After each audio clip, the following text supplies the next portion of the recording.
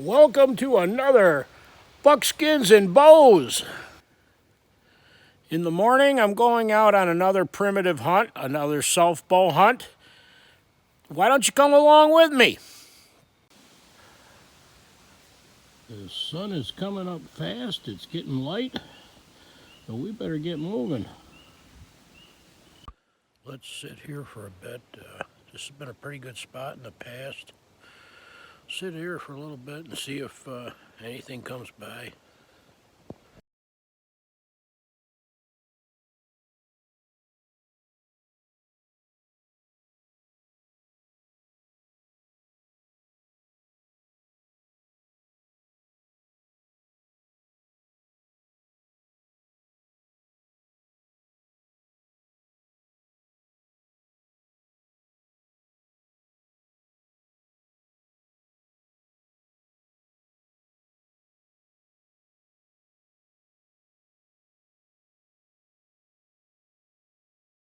Easy to drift off and imagine yourself in another place and time, and then something from the modern world jars you back into it. In this case, there's a jet, the noise from the jet. Unfortunately, you just can't get away from all these intrusions from the modern world. All you can do is your best, and hope for those little moments where you can drift away and imagine yourself in another time and place.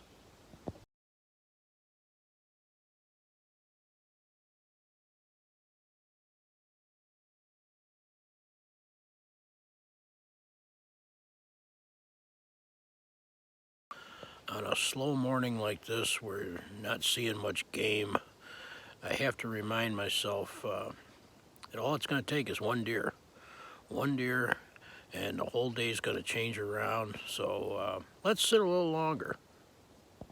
I guess quiet mornings like this may be a good thing. Makes you appreciate the mornings when the deer are moving, and it gives you a little time to think about things and reflect on things. So we're going to give it a little bit longer, but it's getting hot. It's warming up, and I think we missed our opportunity that first couple hours of the morning. When it gets hot like this, I haven't found that the deer like to move much. So how about we take a slow walk back to camp, and I can show you around a little bit.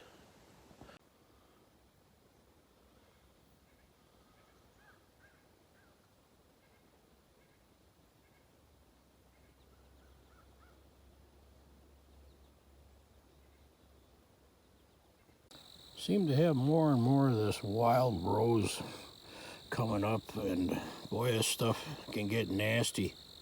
You get stuck in this. I'm not sure the name of these berries, but this was a really good year for them with all the rain, and they're popping up everywhere.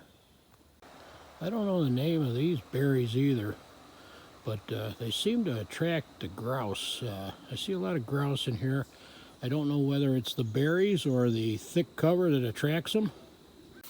I see the deer browsing on these shrubs here quite often. Here's an old rub on this little hemlock tree here. As you leave the open meadow, you get into this more mature forest here, made up of it's a mixture of maple, hemlock, birch, and beech. There's some big old trees back in here. There's a big old maple, another maple, and a very large hemlock back there.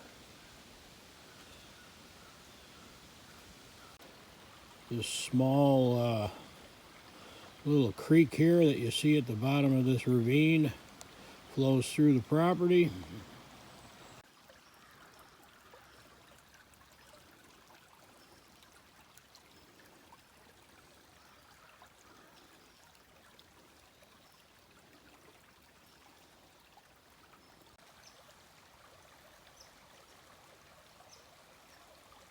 just a little bit further and we'll be back at the lean-to.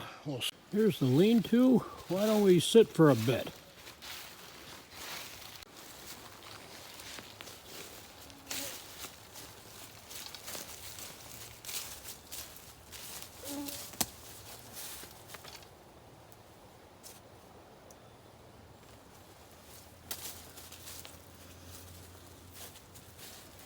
Got a chair for you.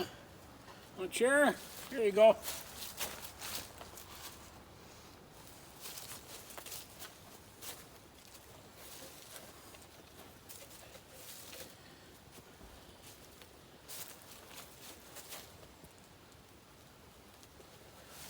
I'm glad you got up early and came to hunt with me. Sorry that we didn't get into some deer, but well, it's just the way it is. I mean, you could hunt several days and not see a deer up here.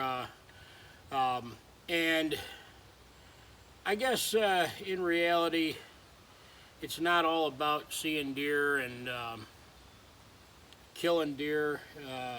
That's part of it. That's a big part of it. And it sure makes for a more enjoyable hunt if you are successful. But you gotta take days like this in stride and just keep trying and keep out there hunting. It's a long season. We'll probably get out a few more times at least with the primitive attire and gear. Like I said, it's a long season. It's just starting. This is something that I've been wanting to do is put together some primitive hunts, or as close to primitive as I can make them, challenge myself. So there you have it. Another primitive hunt, another bows and buckskins hunt.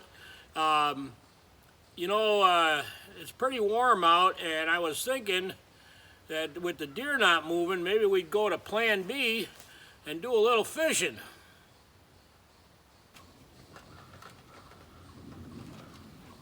I got this little fishing kit that I put together. Let me show it to you. Here's a little kit that I've got. It's got some linen line, some cork for bobbers, some split shots, and then some of these little primitive style hooks. What I was thinking we could do is take the string off the bow, tie some of this linen line to the bow tip, and use the bow as a fishing pole, maybe. Well, until next time, everybody, take care. Thanks for watching, and be good to each other. And remember to keep on trucking.